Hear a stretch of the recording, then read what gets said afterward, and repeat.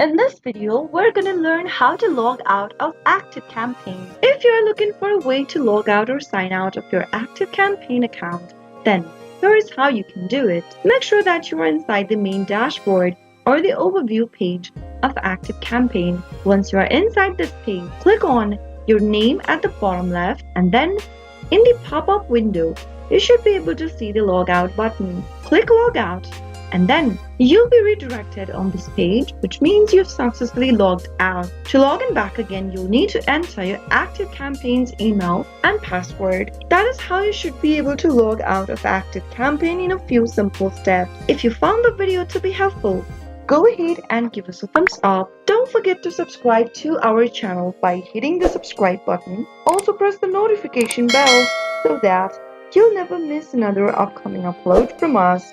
I'll be back with another tutorial video again. Goodbye till then.